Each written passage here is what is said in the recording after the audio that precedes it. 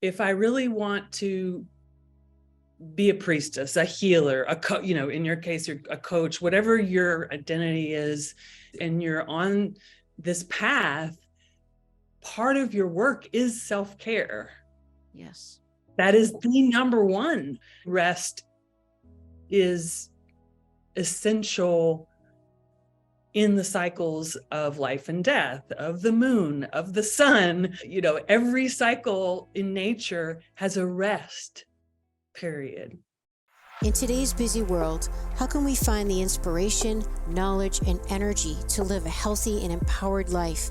If we balance and harmonize our mind, exercise our body, live according to the laws of nature, and connect to spirit, can we find a way to heal, become our authentic self, and live our purpose with love? I am your hostess, Amy Fournier, and welcome back to Awakening Aphrodite. Welcome back to Awakening Aphrodite with Amy Fournier. This show is about helping you to be more healthy and fit in mind, body, and spirit, as well as harmonize your masculine and feminine energy, tap into your intuition, your true source of power, and awaken your authentic self. Today, my guest is Jenna Longmire. Wow, let me tell you, quite an accomplished woman. Not only is she a singer and a songwriter, but she's a healer, a writer, an ordained minister, a licensed psychotherapist, and the founder and a priestess of the Tree of Life Mystery School. Her mystery school is based in Nashville, Tennessee, and she has spent her life seeking the ways of the great mystery and the source of human suffering. She writes about the divine feminine and spiritual awakening in her songs, memoir, and her mystery school curriculum. She has studied energetic, shamanic, and somatic healing modalities and has explored the divine feminine and feminist spirituality for over 25 years. After spending many years in private practice as a healer and a psychotherapist, Jenna is ready to share her budding online mystery school and her healing gifts, as well as her sacred roots of music with the world that she feels is in crisis. This is a fascinating discussion we have with Jenna because we talk about women's mysteries. What are women's mysteries? What is the divine feminine and how do they come together? What is somatic alchemy and how can we integrate our soul and all of who we are in our daily lives? What are some of the issues that today's women are dealing with? So what are some of their struggles and what are some of their triumphs after going through a woman's mystery school like Jenna's? And what kind of person even goes to a mystery school? How do you know if you might be interested in such a thing? For that matter, how do you know if maybe you have a soul's calling to be a high priestess as opposed to someone who's just maybe exploring their spirituality? We talk about the relationship of the mother wound, and as a woman, the relationship you have with your mother and how that it can affect your life now. And we talk about, well, what is a high priestess? And what is this very important relationship between our self-care being a requirement for us to really, truly be able to serve? Have you ever wondered, are you being called to be a high priestess? And what does it even mean to be a woman anyway? Like just that basic question. And I asked Jenna, what are some of the qualities that a woman needs to cultivate within herself in order to access her divine feminine and be all of who she truly is? It's a very, very enlightening, deep, deep discussion. I hope you enjoy this episode with my guest, High Priestess, Jenna Longmire. And don't forget to subscribe. And if you're interested in being in touch with me more, go ahead and jump on my newsletter. It's free. You can find it at my website, which is just my name, amyfournier.com. And while you're there, check out my favorite products page under recommended products. You'll find all the stuff that I use personally every day. And I even provide discount coupon codes for you to try it out for yourselves. That's how much I'm convinced you're going to love it. You can find me on social media at FitAmyTV as well as YouTube at Awakening Aphrodite Podcast, Fit Amy TV. Thank you so much for being here. And I really appreciate you subscribing, sharing the show, and leaving a review. Enjoy the episode. Welcome back to Awakening Aphrodite with Amy Fournier. Today, my guest is Jenna Longmire. Jenna has, you got a lot of titles, Jenna. You are a woman of many talents and passions. Not only are you a healer and a writer and an ordained minister, but my goodness, you are a singer and a songwriter, which tells me you're a singer with soul and a message to say. And you're also a founder of a mystery school, the Tree of Life Mystery School. So you are considered a modern day high priestess. What an honor to have you on my show, Jenna.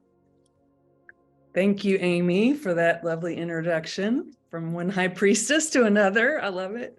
I'm truly, truly honored and so excited because Awakening Aphrodite, my goodness, yes, the show is about holistic health and wellness, mind, body, spirit, because it all affects our being and our soul's path.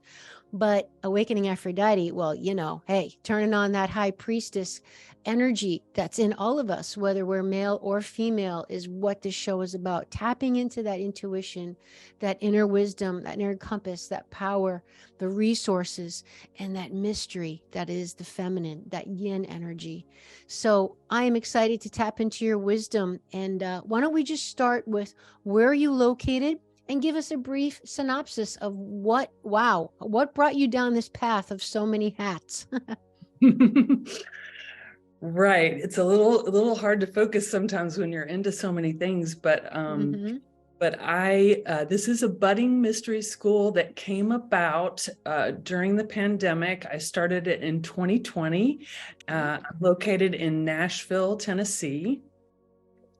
And I had a private practice, in-person private practice, and left that platform to do an online platform. And now I am seeing people in my home, some here locally in person, but the mystery school is all online, and we'll be doing some things in person as well. But that has really shifted my focus in my career from more mental health focused work as a psychotherapist and healer to more of a spiritual teacher in my career. So excellent. I mean, do we really know anybody anymore that's only kind of done one thing their whole life?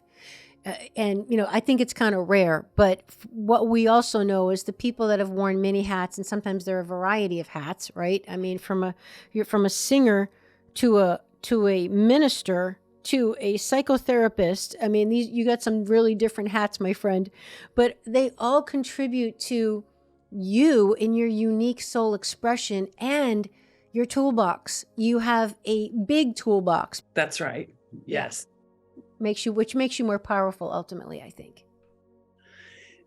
I wanted to reach more people and really compile what all of the different things that I've studied. And really build a curriculum. So that's really been what I've focused on the most, is building the foundation of the temple, right? That makes a lot of sense because it's all related, different aspects of it. That makes sense. Yeah. And that's kind of like my mission with Awakening Aphrodite podcast, in that, it's holistic health and wellness, and it's all involved in awakening Aphrodite. You can't awaken her if your body's sick or, you're not taking care of your mindset and all that. So it's all related. Jenna, it's been said the divine feminine path is about leading us back to ourselves as the source of our desires. Can you explain to us, what is all this talk about the divine feminine path, and what the heck is a mystery school? Yes, really good questions. And it's taken me a while to figure out how to articulate that, because it is hard to put into words. So I'll start with divine feminine and what you said about that path leading us back to our own desires. And I will say that as most of your listeners probably are aware, we have been living in an overculture of patriarchy for the entire time that we have a record of human existence, of human culture. So there's been divine feminine in there. It's just been very hidden and very buried. And we've been conditioned and programmed to look outside of ourselves for the authority or the answer. And it's very performance based. And so that's made us really neglect, I think, personally, this whole divine feminine side of us that looks within for the answer, that looks to intuition, that looks to the body, a lot of the things that you talk about on this show. And it's also, for me, a way of being connected to the land and nature, which is another thing. I heard a statistic, we spend 93% of our time indoors. Some people more. Mm-hmm. Yeah. People. So that's how out of contact we are day to day with nature. So that to me is another big piece of reconnecting with the divine feminine. Excellent. Okay. And what would you say is a mystery school? And not only in ancient times, but bring us to modern days. So like, for example, you run a mystery school. So I like to just start with basics with people, because if we're not all talking about the same idea definition when we're having a conversation, we can have different thoughts in our head about what we're even talking about. So I like to just set the foundation. Like, what is a mystery school? What do you want the audience to know so they understand the foundation of our conversation? Yes. Mystery schools are very mysterious because we've become very disconnected from those. And I think in ancient times, they were places where initiates would receive training in the mysteries. And these are usually direct ways of knowing the divine. So these are mystical practices that I would call them mystical practices, things that are not readily seen or measured or tangible. And so when you think of a school, we've gone completely opposite of that. School now means receive a lot of information. I'm not saying it's bad, it's just we're receiving a lot of information that we're given, and then we regurgitate that information. There's not a whole lot of room for intuitive, direct access to knowing and creativity, unfortunately, anymore in our educational system. So to bring that to modern times, I wanted to create something that I myself would like to be a part of, but it doesn't exist in modern times, although I think that's definitely changing. And I've had what I would call mystery school experiences in different cohorts that I've been in over the years. But to actually pull it together and say, this is a mystery school where you can come as someone seeking this mystical path, this divine feminine path, but you need guidance, you need some structure, community, consistency. That's what I'm calling a modern day mystery school, which can still mean a whole lot of different things, obviously. But mine is in person and experiential and live. Excellent, excellent. And I'll just share with the audience that, every culture and religion known to man has had its mysteries. So it's nothing to be thinking is like kooky or spooky or, clandestine. It's just, the mysteries are an expression for those beliefs that we have that we can't explain, that are too difficult to really logically make sense. For example, again, every culture and religion has their mysteries. They just might call them something else. Different cultures across the world have the mystery of creation, like their story of how the world was created.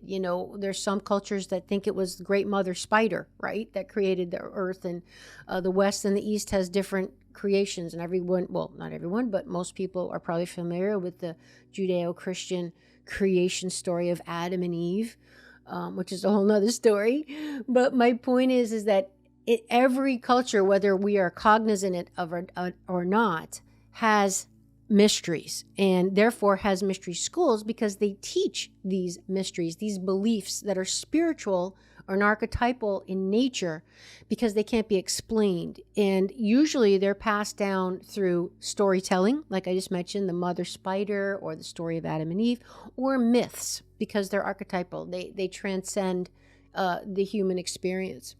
So I just really want to help people wrap their brain around this term mystery, because it's not an everyday thing, but we're all living it every day, whether we know it or not. Yeah, that's a great addition to explain what it is, because yes, we're in it. It's the thing that's hidden in plain sight all the time that we're not talking about. So it's time to talk about it. Yeah, right on. So, okay, some of the things in your mystery school then. So we're talking about like beliefs and things that can't be explained by logic. You know, we don't have all the answers, but we spiritually believe them to be so. What would be some examples, some tangible examples for the audience of kind of what you teach and talk about in your mystery school that might make it unique and powerful and effective for people to help them in their lives?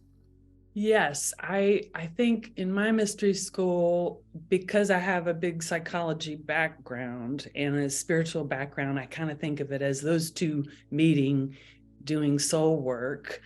So there's a healing component to it that I would say I'm teaching ways of healing the self, healing the soul, and that's done through, in the way I teach it, somatic work, energy work, but I call it somatic alchemy, soul integration. You know, those are some of the terms that, again, are, you know, we might need to define them a little bit more, but so there's a personal soul healing aspect to the mystery school that's personal, I think,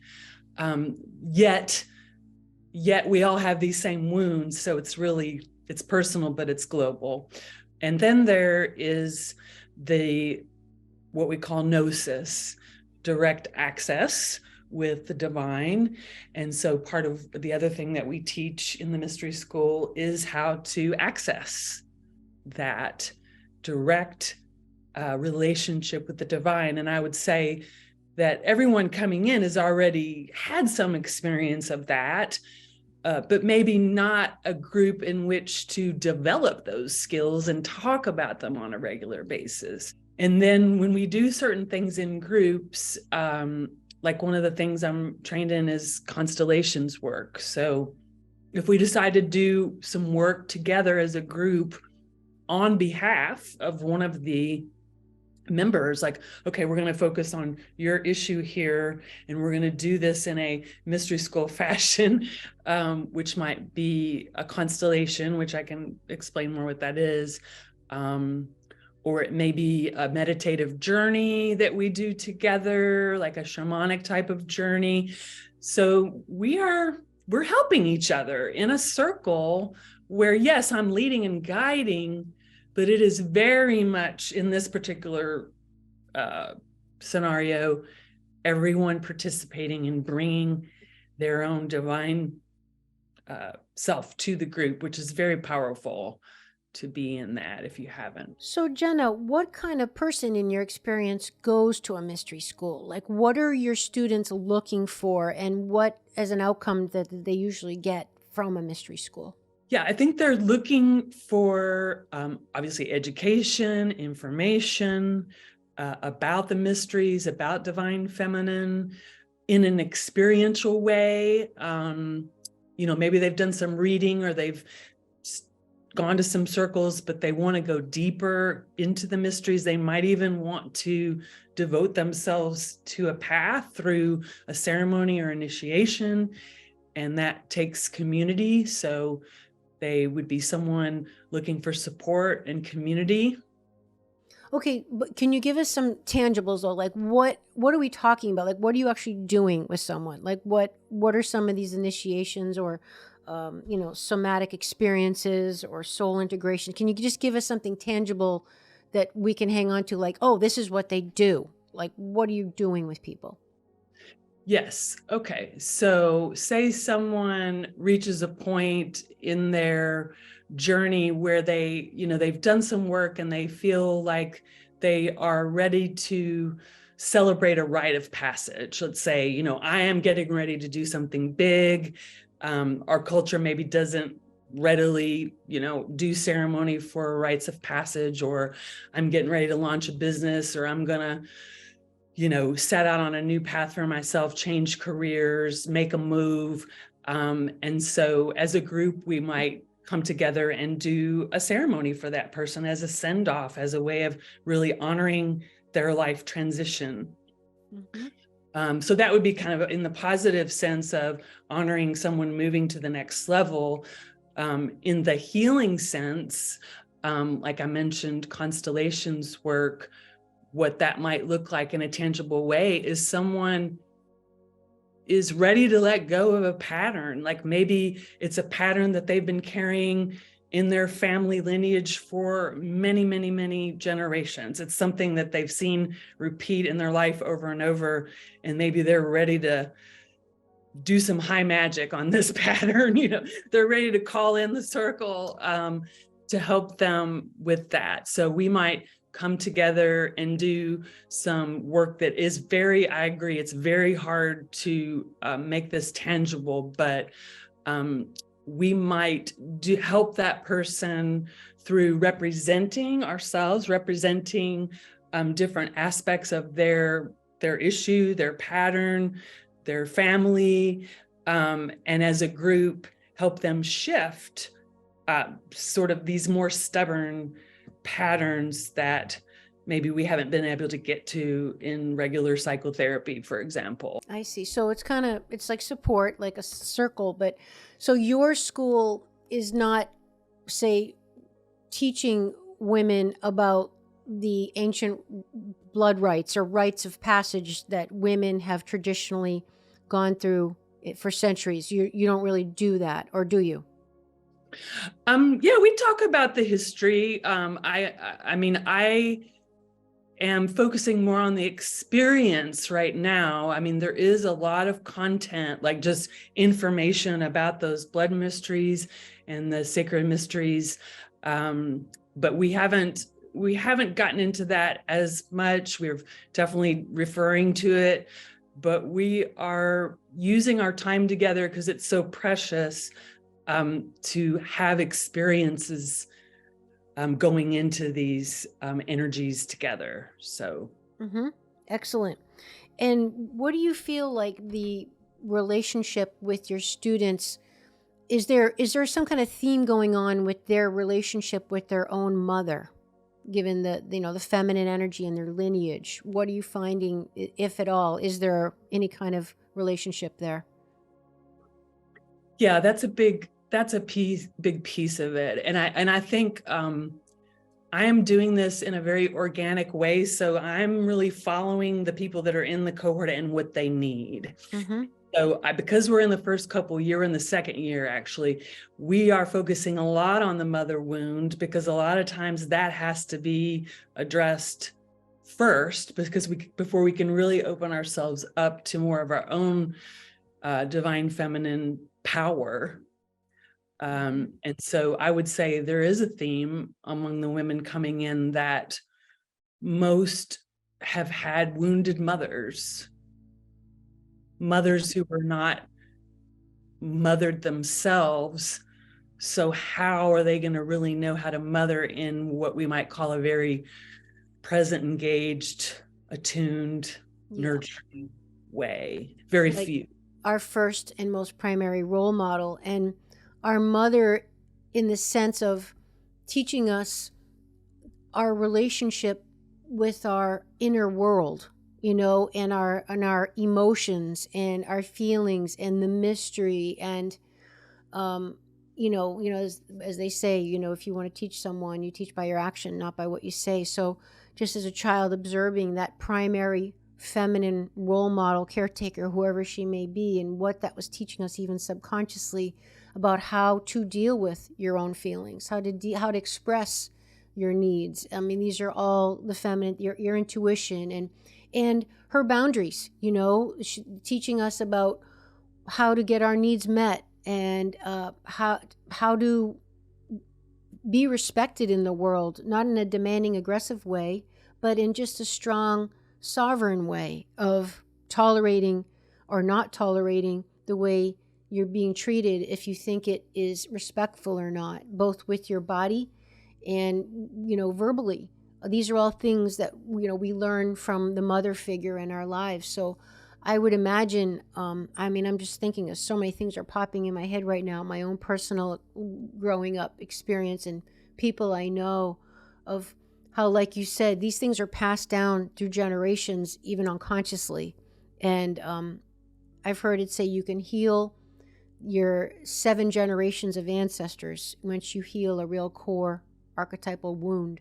So the power we have is in the now, the present moment, regardless of what's happened to us.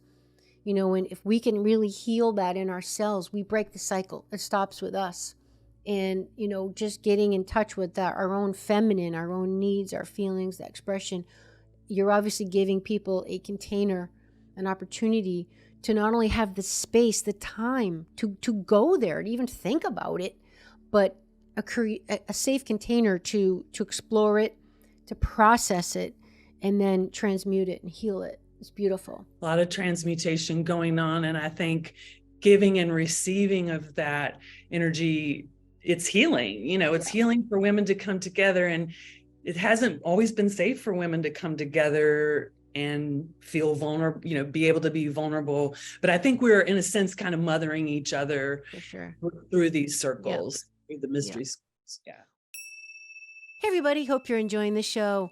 A lot of people have trouble sleeping. Whatever the reason may be, it's a problem. Sleep is the most important ingredient for your health, and just not only your physical health, but your mental health as well.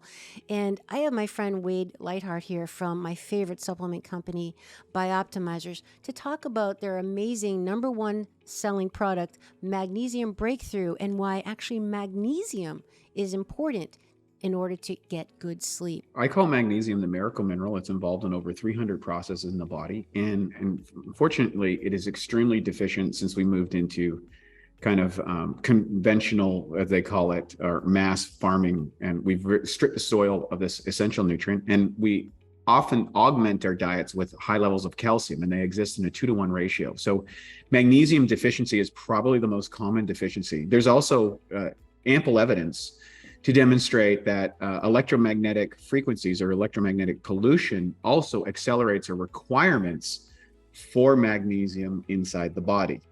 And so when we started looking at magnesium, I went through a stressful period of my time and was disrupted in my sleep. And when I did some testing, I was deficient in magnesium. Now, I look back at the great Charles Poliquin, who coached Olympic gold medalists in 27 different sports, and he identified that he was using 4 different types of magnesium to offset the training loads and stress that Olympic athletes and professional athletes were under. And so Matt and I decided, well, let's get into the research and see what we can find. And all the research had different types of magnesium, which kind of left us to like, well, which magnesium is better? And so we did a very unsophisticated thing, is we just bought all magnesiums and began testing them. And then we took those tests eventually to our research team in Croatia. We have 19 PhDs and master students who are running a barrage of tests until we could determine what would be the best formulation without breaking the GI barrier where you get the runs, and how to optimize that so you get the most amount of magnesium to the most amount of body parts. Because when you see magnesium orotate or malate or whatever, what the heckalate, what you're really looking at is the bonding of that magnesium, and that's going to determine where it's absorbed and utilized by the body. So to get the full benefit of magnesium, we want it to have a full spectrum. And so we have 7 different types of magnesium in that formulation so that you get magnesium to the parts of your body that actually need it. And what that means is you take less to get more. In other words, there's a variety of things that magnesium can help with. Stress, relaxation response, that's why people cramp, magnesium in deficiencies oftentimes. Also vasodilation, so things like migraine headaches, the problems from PMS, heart arrhythmias, blood sugar metabolism, the development of neurotransmitters in your body. All of these things require the miracle mineral of magnesium, and we're the only company that provides all 7 with the elements of humic, fulvic acid, manganese, and B6 that make sure that you get the maximum dosage in your cells where you need it, so it doesn't end up in your toilet. So brilliant. That's why it's your #1 selling product. I use multiple of your products every single day because everything in BioOptimizers is the best. It's the best quality. It works. It's healthy. It's a company with a mission that cares about people, and it's what drives you. And the magnesium breakthrough is one of my favorite. I know it helps me with my mood and with exercise. You know, you're burning through magnesium when you're using your muscles, and that's very important. Sweating. It helps with bone health, and like you mentioned, sleep and stress. It's just a critical mineral that we don't have enough of. So you can supplement your diet with it, with this amazing magnesium breakthrough, and enter the coupon code AmyF10 at checkout, and you can even save 10%. I'm just curious, if I was a fly on a wall, what are some of the common comments or themes of your students that you hear? Like you just said, you know, is there women who say, like I've heard in women's circles, women say, you know, I always grew up competitive with other women and never really had girlfriends. And, you know, you hear kind of common things. What are some of the common things that you hear women saying that kind of get healed and transmuted in your space? I think a lot of shame is being alchemized and released around all that women have internalized, really, through, you know, whole cultural evolution. And so you're right about the time is now. So I would say a fly on the wall would be hearing us talk about ways that we have internalized the messages of the culture that have created shame, that are keeping us stuck in our own kind of, in what I call internalized patriarchy, just our own negative self-talk. So we dissipate that energy to free us up to receive more of our divine self. But there is this healing component to it that we're still in. I mean, I think we will be in for a while to combat just all that we've internalized. And I would say self-care is just the thing that we have to constantly stay on top of. And I've heard you talk about this on your show, just how difficult it is to get ourselves to do that. It really is. Do you have any tips for us to help us? I hate to say the word, but it's the one that's popping in my mind. Justify our self-care and take some of the guilt out of it, like why it's so important and not feel guilty, damn it. Yeah, no, I've been coming up with ways to just like almost trick myself, right? And to do it. So one of those is that if I really want to be a priestess, a healer, you know, in your case, you're a coach, whatever your identity is, and you're on this path, part of your work is self-care. Yes. That is the #1. It's required to be able to do your job. You won't be able to serve. And I am building into the philosophy and curriculum that if we don't rest, I mean, that actually rest is essential in the cycles that we are learning about. We're learning about the cycles of life and death, of the moon, of the sun, of, you know, every cycle in nature has a rest period. And we just except New York. Yes. Yeah, exactly. Wow. Yep. So true. I love that. There's a direct relationship between self-care and service. Brilliant, Jenna. You mentioned the word priestess. Okay, let's get that definition clear. What would you say? What is a priestess? Yes. I think we can throw that word around in kind of a light way. And I could say, you are so doing priestess work, you know, and all the women, you know, there's a woman driving the school bus is doing priestess work because, she has that energy. But if you want to consciously step into that role, I want to give it a lot of reverence. And I don't want to just treat it like anybody can do this and anybody can call themselves this, even though paradoxically, yes, right? We said. I agree. Mm-hmm. Yes. It's a paradox, but Brilliant. I do want to say that a priestess, like when I chose to just really identify with that title, as opposed to like healer or therapist, which had been my previous titles, I would say priestess is about taking a vow. It's about really devoting yourself to the path.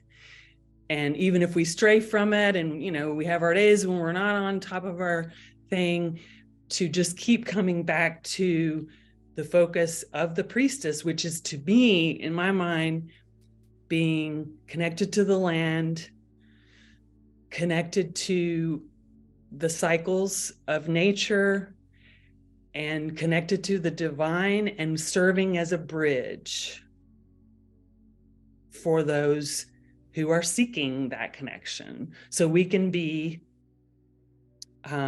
it's a different than what we normally think of as a minister or a priest. It's really, to me, more about living the life in an embodied way. So living your values so that just your presence and your being creates a ripple for others. Well, that definition, I am definitely a priestess without a question, as are you, obviously.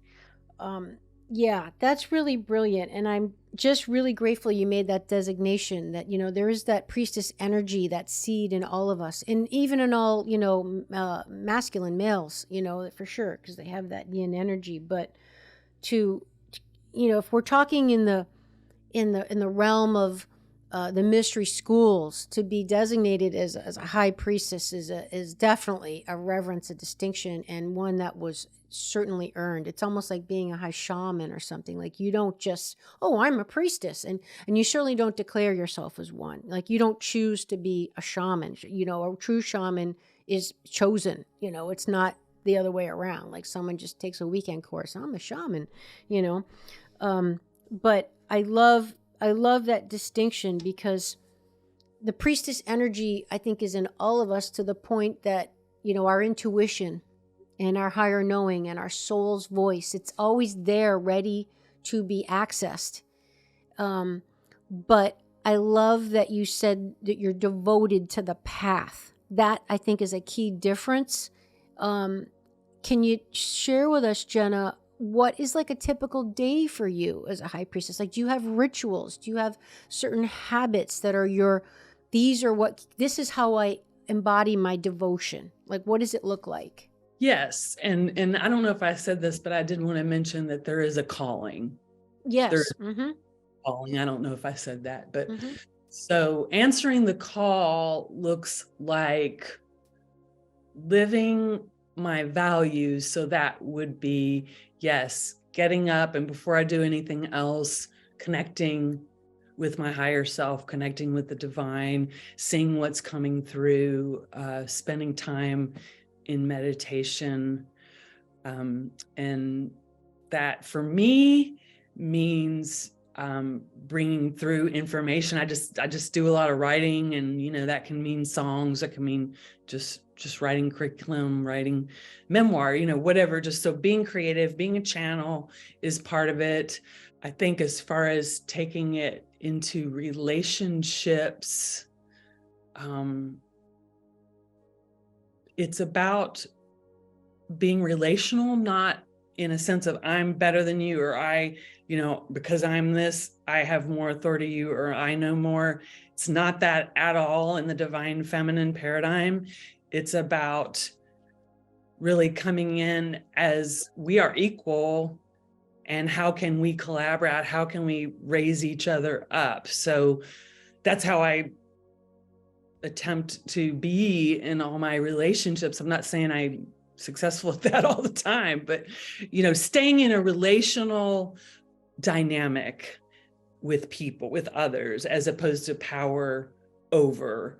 That's why I was saying I love what you're doing, because you're empowering women. You're not saying, I'm Amy, I know everything, and you're gonna I'm telling you how to do this. Yeah. It's I'm bringing in all these different experts because we can lift each other up. So that's a big part of my life too. Excellent. Yeah, I think that's why we reflect each other, which is beautiful. I love it. Yeah, that's what you're saying is very powerful, because in my studies of the women's mysteries and the divine feminine, historically the path of the high priestess was not a fun one. Okay, it's not the one that people think of in the modern day and age, where we really, sensationalize and make it really sexy and powerful and woohoo, it sucked. Okay, like when you study what they did, I mean, their life was hard, just like a real shaman. Like they're, getting up at 3 a.m. with someone knocking at your door who's, having trouble. It's a hard life. It's a path of complete service and surrender to the divine, and your little ego and your wants and needs is second, period. And not to mention the initiation period. It's almost like, it reminds me of kind of what I've heard, the little bit I've heard about what like Navy SEALs do to become a Navy SEAL. There's a reason why they're so revered and respected, because I think their dropout rate is like 98%, because it is brutal what they go through. The physical torture, the emotional, mental torture. To become one, you are able to withstand the initiation that was absolutely torture for the human person. And I think of a high priestess, a real, well, I don't want to say real one, but you know what I'm trying to say. In the traditional sense of the word, they had to go through the same thing. It was not like, just like, oh, here I am on my throne and everyone worship me. It's not like that at all. So do you want to, add to that at all, or any wisdom on that point? Yeah, I would say 100% you're right. And I hope I don't scare people away from my mystery school by saying this, but it's like you sign up for this path, and I guess you could deny it. I mean, I guess you could resist it, but I think that's going to be hard too. So it's sort of like choosing which is the easier. Am I going to fight this calling and not follow it and see what happens? Because I've kind of seen that route too. And I've done it myself, where I've kind of abandoned that for a while. And then the other is, what if I answer it and, oh gosh, I have all this really deep shadow work to do. And so I'm watching them do it. And I think it just takes a unique person. It's not going to be for everyone, and not everyone's going to get that call. Plus, I will add, though, everyone has shadow work to do. So it doesn't matter. It doesn't matter if you don't feel like you have the call. Trust me, you have shadow work to do. If you're a human being over the age of 2, you have a shadow. What does the call sound like? Because we might have people listening to the show that are like, well, I'm really into like my spirituality. I want to develop my intuition and my intuitive abilities and my clairvoyance, my clairsentience, my communion with nature. How do I know if I'm getting a call to be a high priestess, as opposed to a person who just wants to explore, expand, and enhance my own full humanity? Like, how do I know the difference? Mm-hmm. Yeah, and I definitely get people who come through that are really exploring, and they get what they need and they move on, and it's not necessarily the life calling. But I would say the call is, it just won't leave you alone. It is just a strong pull of service and a desire to surrender. I'm not saying we do it, So service what? Like, what is the actual call? Like, what are people feeling? So it would be service to divine feminine values, I would say. Okay. Service to the values of being collaborative, the whole power with as opposed to power over paradigm. It's a calling to, I don't want to say change the world, because that just sounds kind of grandiose, but to change your realm, your energy, sphere of your energy, and have some sort of an impact. But it's not coming from ego. Mm-hmm. Yep. I mean, we slip into that, of course. Mm-hmm. Yep, I would totally agree with that. I'm just kind of thinking what goes through my heart and my mind all the time. And Mhm. yeah. And I struggle with that myself, even in my career. I'm always trying to check it. Like, is this my ego? But I think just even asking the question is almost, and you have to forgive me if I sound arrogant, but almost a sign that you're not, because you're even aware that it might be your ego. And, it kind of checks it, like, to make sure. And it's not tricky. Or excuse me, it's not easy. It's tricky is what I meant to say. It's tricky, like that fine line between, okay, am I doing this for my own gratification, but then at the end of the day, Jenna, for me, it's always like, hell no. I wouldn't be going through everything I'm going through to share this with other people if it was for me. Like, God, no. It would be so much easier and cheaper to not, So that's how I kind of know, like, no, this is a calling. Like, I couldn't live with myself if I didn't do what I'm doing and contribute. I couldn't look myself in the mirror. I would feel too selfish. Right. It's kind of like, I can't imagine doing it any other way. And I was doing it my whole life kind of without consciously doing it. Mm-hmm. I mean, I just think some people just have that energetic signature. Yes. I love it. Did you have any premonitions or anything when you were a small girl? I think I had a couple of mystical experiences as a child that I didn't really think about until later, and then getting on this path, and it was just like, oh wow, that was a sign, that. Yeah, that's awesome. Well, I can share with the audience, if you're watching on YouTube, Awakening Aphrodite podcast, Fit Amy TV, you definitely project that energy, Jenna. Like I'm getting that very strong from you, and I'm almost, and this is difficult. I wish we were in person because it would be much clearer for me. But I'm almost getting like a deja vu with you. I don't know if this sounds goofy, but like just feeling you and watching you speak is, to me, feels like I've been here before. It's weird. I don't know. I just felt the need to express that. Thank you. Yeah, no, I love bringing it into the moment like that. And I feel that too. I feel like it's extreme presence when that happens. Like we're yeah. And I feel like it's also an affirmation, or like a nudge, like, yup, you're doing the right thing. Like call it a God wink or whatever you want. So I just had to share that with you. That's part of me being in my feminine. I say what's on my heart. What does it mean to you to be a woman in today's day and age? This is a tricky question in this day and age, but what does it mean to be a woman? Oh, wow, that's a great question. Yeah, sorry, that's a heavy one, but the first thing that comes to your heart. Ooh, a warrior, a spiritual warrior, a nurturer, nice. A creatrix. And I think warrior just comes to mind just because of just what's going on in the world right now. It feels like a heavy job at times. But the creatrix part for me is where, once we really embody our power, which is, I think, where we're all doing the shadow work to do that, to clear and embody all of our power, then to be a woman right now, there's the heavy, but then there's the exciting part, right? That what if we really get in touch with our values as women and then start to create out in the world, more coming from that place, and how will things change? And that's where I get excited about the work. And empowered. Because when you get in touch with your values, you're turning on your heart, and that's nothing more. Because the heart is courage, courageous. I mean, the root of the word courage is heart in French.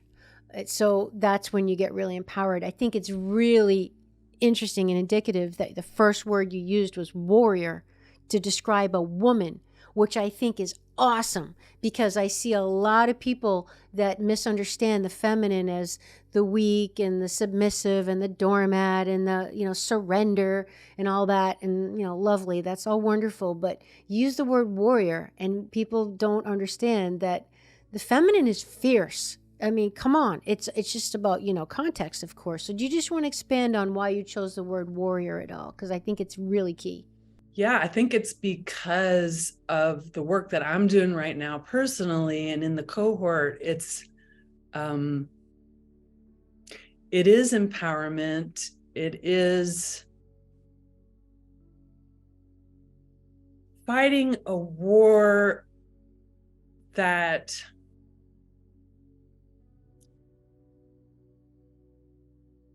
I'm not sure men can even fight. And then I'm just stream of consciousness right now. I've never even thought of this before, but I feel like men have a way that they do war and women have a different way that they do war. And this is just my message, that if we tackle that internal dialogue, of the war within ourselves, the way we beat up on ourselves as women, that comes from the culture, that if we can combat that, then that type of a warrior, which to me is the spiritual warrior, it's the goddess who is protecting the children. That's what comes to my mind is, what about the children? That's very divine feminine. I love it. 100% agree. Do you have any role models in this day and age of a woman who embodies that energy? Gosh, yeah. You do? Good. Because I hate to say it, I have to think hard. I have to think hard of someone who really embodies a woman in her power, all of who she is, the dark and the light, the masculine, the feminine, the warrior goddess, the spiritual warrior, as you say, with that discretion, that wisdom of the crone to know, to be able to detach for the good of all, but the love of a mother and the innocence of the virgin. I mean, I have a hard time thinking of any woman that's physically in a body that I know that really embodies that to me as a role model. Like, I want to be like her, Do you know of anyone?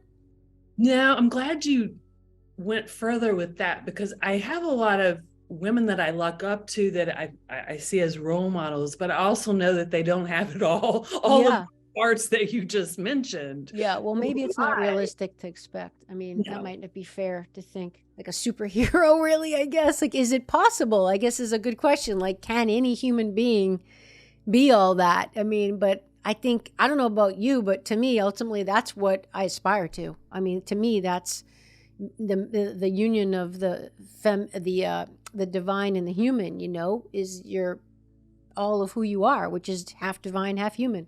I see us going there. I mean, I just see us on our way. And, and then I think of just probably like famous authors that I've read, just women's empowerment. I think, well, they probably have it together, but like, who knows? Who knows? That's very true. That's very true. Well, I can say too, just to bring it back to a little bit more, probably a realistic view. I was very fortunate when I was, I think I was in my 20s. I had a therapist that my family was going to for some issues we had in my family.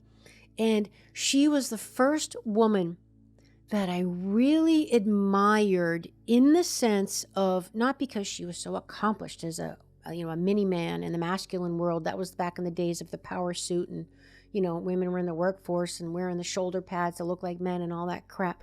And not because she was a wonderful mother, and not because she was like a Beyonce, like a beloved superstar, but because she, as a therapist, she embodied for me, she exemplified for me a woman truly in her sovereignty and her power, in that she was 100% feminine, but she was extremely powerful and compassionate, loving, nurturing, soft, gentle, but super effective. Super effective. It was, she wasn't swinging around a sword and wasn't that kind of energy. It was a different kind of power. And I had never, and she was very feminine. And to me, I mean, everyone to each his own, right? But I'm more aligned with a more outwardly feminine woman. but she was just very coiffed and, just, I don't know. For me, it really was like, what a blessing to exemplify for me as a young woman that's possible. Like, oh, wow. Like, you as a woman can be this way too, because now I see it's possible, which was such a gift. The therapy was another situation, but seeing her as a human to me was a gift. So to answer my own question, I think back to someone like that, who to me was kind of a role model. And like you said, who knows what went on in her marriage behind closed doors, but she sure seemed to have it kind of all together, and did, for the first time in my young life, exemplify a woman who was very feminine, but powerful in her femininity at the same time. Yes. I'm really grateful I had some of those too. And I had a priestess mentor in my late 20s. Donna Raybuck, I'll shout out to her, and the Center for Sacred Feminine in Tucson, Arizona. And I was with her for 5 years doing circles. So she exemplified all of this. And I feel so fortunate that I stumbled upon this, because this is not something you run into every day. Right. For sure. Back then in the 90s, this would have been the late 90s, early 2000s. So that's excellent. That's wonderful. Obviously, you've had good exposure. Jenna, as we get toward the end here, I'm curious, are there some maybe top 2 or 3 qualities a woman needs to possess in order to be in touch with her feminine abilities, the divine feminine in her? Is there anything that you've seen in your students, in your practice, that these are qualities a woman needs to kind of cultivate in herself? I would say her sense of power, which is a tricky word in our culture. Yeah. Power, compassion, and ability to be present, because I think so much comes along with that. I love it. That's beautiful, beautiful, beautiful. Hey, everybody. Hope you're really enjoying the show today. And I just want to share with you, everybody's really interested in sound therapy and sound healing right now. We're really starting to discover the benefits of listening to sounds that are certain frequencies and vibrations of our bodies to help us feel and look better. I've got my friend Ross Newkirk here, and he's developed a bunch of technologies to help us to create a coherent, harmonizing sound environment wherever we want to be. In fact, the Core Harmonizer is one of their main products, which I use every single day, and it's changed my life. Ross, why is the Core Harmonizer sound therapy unique, or what are some of the real benefits that you're hearing from people about it? Well, the Core Harmonizer actually utilizes numerous combined frequencies to create a very coherent environment. So it's utilizing frequencies of music, a music that's been tuned to 432 hertz, which is about raising your vibration and coherence. It also has about 25% of the music throughout is 528 hertz, which is the frequency of love. And then we also have light frequencies, a specific Pantone color of green that creates a harmonic resonance within your space as well, both visually, but also just informationally. And then there's sacred nested geometries that are in the Core Harmonizer, such as the copper cones that you can see on the top of the Core Harmonizer that are the angle of the Great Pyramid. There's a Vogel cut crystal in there as well that's acting as an amplifier, and there's all sorts of nested geometries as well. So those combination of frequencies create a coherent space that really brings you into higher levels of awareness and coherence. And when you're in those higher states, you start to tap into new self-healing capabilities, intuitive capabilities, and perceptive capabilities, all of which are within each one of us, but can be accessed when we raise our own frequency and vibration. Ross, who's it for? Who would you say is the Core Harmonizer for? It's actually for everyone, whether you're a experienced meditator or you're someone that's dealing with a lot of stress or anxiety in your life.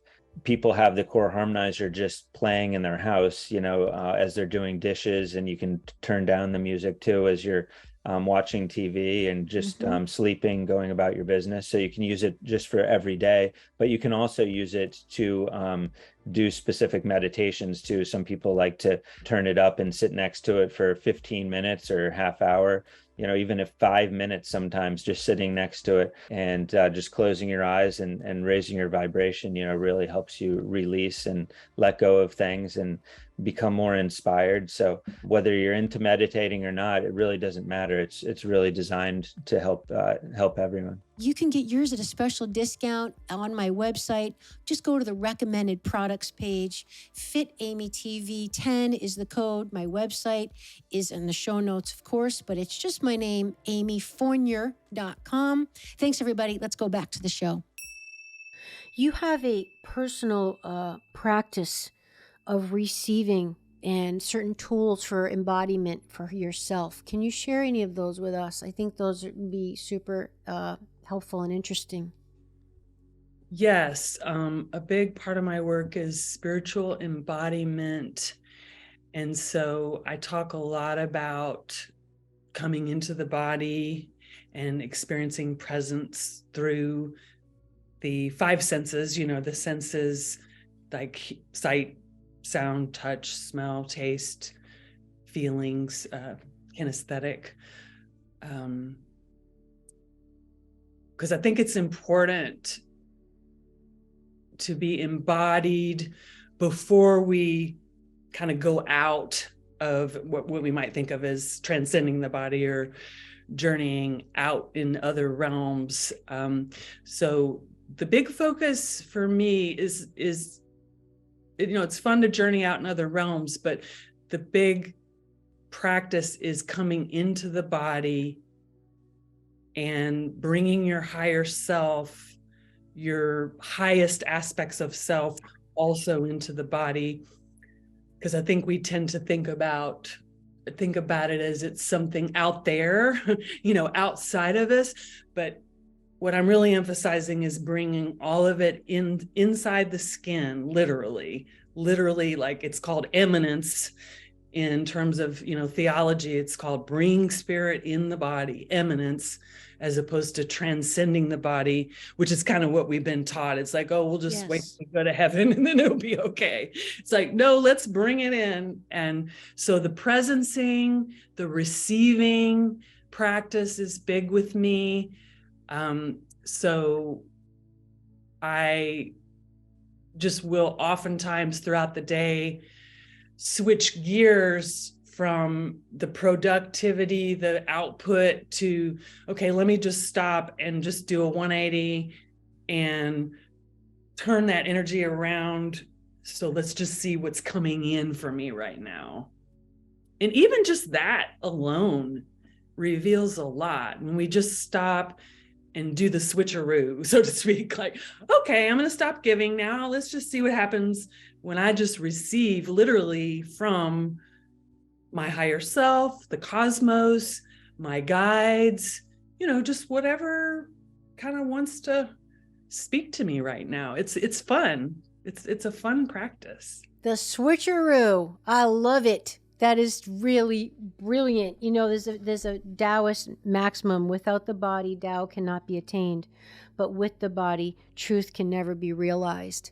That, there's this conceptual war sometimes between two camps of the spiritual that, ignore the body, like all the people, whoever they are that are, the yogis and the vegetarians and they're in the ashrams, and they neglect the physical body needs, and, they don't work out, they really don't watch what they eat, whatever, but they're really, meditating all day. And then you got the people who are like the gym rats and working out 900 hours a day and, neurotic about what they eat and all that, but don't pay any attention to their mindset or their spirituality. It's like the body is, even Jesus said in the Bible, the body is the temple, and you can't access your spirit if your body's tired or your body's thirsty. Like, we have needs, so we have to go through the body. And I like that you said, and I'm paraphrasing you, but basically you have to start with your body. Like, you have to get into your body to be able to transcend, which I think is brilliant. And you do that by stopping your brain and getting into the senses, the information, the information coming into your body, which is why our senses are a gift for us to to get information from the exterior world around us so we can access the interior world. So I just love what you said. That's wonderful. The switcheroo. And I never knew that term, eminence. So bringing the spirit body. What is the eminence? Immanence is bringing the divine into the body, as a transcendence, which would be leaving the body to find God or divine. Yeah. Yeah. Oh, I love that. That's just so amazing. This is just, wow, amazing. Jenna, I mean, I could just talk to you forever. So much. Obviously, I can see why you have a school. There's a lot here. And is there anything else that's on your heart? Do you feel like you just really want to share with people at this time? I guess I just want to say, this is like the therapist in me, I guess, like the trigger warning. It's like being in your body can bring up stuff. I just want to say that, like, so like talking about it in a lighthearted way, it is powerful, you know. Coming into your body sometimes for the first time can bring up things that might be uncomfortable, and that's why we don't do it. Yes. So I just want to encourage people, if they find that, you know, they can't meditate or they have a hard time connecting with their body, there's probably some trauma there that would, if they release that trauma or do some trauma work, then they'll be able to settle into their body more. I just feel like it's important to say that. I agree. That is so important. I'm so glad you said that, because one thing that's a constant theme on my show, and it seems like almost every episode, the word safety comes up. We have to ensure that we are in a safe situation, container, whatever you want to call it, relationship, context, both physically and emotionally, to be able to surrender, to be able to go deep, to be able to go within, to be able to be honest. All of those things require safety. You're not going to tell the truth in a relationship if you feel you're going to get ramifications from the person or consequences, or they're going to get mad at you or break up with you or disapprove of you or whatever it may be, or hit you, God forbid. You know, you're not going to do it. You're not going to be honest. You're not going to be honest with yourself if you feel afraid of the changes you might have to make if you're honest. You're not going to go out in the world and be courageous and take risks if you don't feel like you have a safe foundation to fall back on, or you're not going to put yourself out there if you don't feel safe in the woman that you are, the person that you are, because you're not going to feel like you can withstand the potential attacks or misinterpretations of what you're trying to do or say. So safety is paramount, I think, to all evolution, all growth, and all honesty. And to your point that, you know, our bodies are holding all this stuff that we can't let go of unless we are in a situation that feels safe. So to land this plane, what I'm trying to say is that to heal our bodies and our souls, ultimately, we have to give ourselves the gift to put us in a situation where we are safe to go there so it can heal. And that might mean a friendship, a friend you can call and be really honest with. It might mean a pet, I don't know, although they don't talk back. Or it might mean joining a support group, a women's circle, or a school like yours, Jenna, where if you don't have that in your life, I guess the point for the audience is it's out there. There are safe containers that you can find. Most of us don't have it in our lives. If you're fortunate enough to have a relationship in your life where you have that, God bless you. Thank your lucky stars, because it's not common. But there's people like Jenna that offer these forums, these containers where you can feel safe and supported to heal. And once you heal, watch your life open up and the miracles start to happen. I love it. So tell us about your mystery school. If people are looking to find you, where would you like to direct them? How can they learn more from you, work with you online, work with you in person, and where to find your school? Yes, our website is treeoflifemysteryschool.com, and you can always set up a free consultation with me for a 30-minute call. You know, I do ask you to, you know, answer a few questions before we get on the call, and I can we can talk, or we can do a mini healing. So I can give you just a little of an experience of the work I do, because somatic work, phenomenological work is hard to explain. Yeah. So we can do that in a 30-minute call. And then one-on-one work with me is a great way to just kind of get in the door. And I have had people just sign up for the mystery school, like never had a session with me before, and just I'm doing it because of the content, because there's going to be opportunities to do healing sessions along with the group content. So yeah, just the website, and we'll be taking new members in to the cohort in January. Okay. And how is the mystery school, like 6 months? Like, what is that? Is it like a semester and then it's closed and then you reopen, or how does that work? It's a year-long program. Okay. I ask for a 6-month commitment. Mm-hmm. When you come in, I ask that you commit to sticking it out for 6 months to give it, but it's really intended to be a year-long journey. And so once it's open in January of the year, is it closed until the next January? Like you have a set group? No, I'm kind of opening it up periodically, which are just kind of good points to let people in. For example, like, we're doing shadow work right now, so it's just kind of not a great time to let someone in. Gotcha. So we're going to let people in who want to join. We'll probably let them come in January, February, March, and then probably close it out until the fall. I usually open it up 2 or 3 times a year. Excellent. So you run them periodically all around the year after year, and you have privates, and you can do it online from anywhere. You do initial consultations that are free. And I think we have a special offer for Awakening Aphrodite listeners and viewers, don't we? Yes, you can do a one-time session with me with a $50 off coupon code for being a listener of this show. And I'd be happy to honor that $50 off of a 1-hour session. Thank you. That is so generous of you. Thank you so much. Everybody, Jenna is graciously and generously offering that to you as an incentive. If you need that little extra push that your soul is, calling for you to, get some help, reach out, explore this part of me. And, maybe it's that little extra push, that amazing discount. Thank you so much, Jenna, for offering that. I really hope people take you up on it because, we're all struggling. We all need that safe container. We need that wise, loving, compassionate voice and soul to talk to and with and to help us on our path.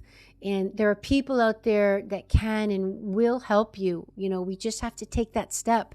Take that step and grab that branch and hold on tight and don't let go. And if you don't grab it and you miss it, another one will come along. But do your best to grab one of these days to help yourself move forward. So, Jenna Longmire, thank you so very much for being on Awakening Aphrodite. And I just wish you the most luck and love, and keep up that beautiful, divine warrior spirit, my friend. Thank you so much, Amy. Okay, and we'll see you next time, everybody. If you like the show, you know what to do. Subscribe. Please leave a review. That would be amazing. And share it with a friend. And we'll see you next time. Bye-bye. Would you like to support my mission to help empower people all over the world to be all of who they truly are? If so, please subscribe to the show. Leave a review on iTunes and share it with a friend. And if you're looking to take immediate action to align your energy and optimize your health, visit amyfournier.com. Thanks for listening to Awakening Aphrodite. Let's awaken her together in you. I'm your hostess, Amy Fournier, and I already can't wait to be with you again and for you to hear what I have planned for the next show. Thanks for listening to Awakening Aphrodite with Amy Fournier. To learn more about Amy, check out her website, amyfournier.com. That's AMYFOURNIER.com. You can also check out Amy's live and on-demand virtual fitness and yoga classes, and sign up for her newsletter to receive a free mini ebook of 3 of her top tips for making holistic health a lifestyle. Again, that's amyfournier.com. and get your ebook sent to your email immediately. Connect with Amy on the daily on Instagram at FitAmyTV, FITAMYTV, and watch many of the podcast episodes and subtopic clips on her YouTube channel, which is also Fit Amy TV. Enjoy, and we'll see you next time on Awakening Aphrodite.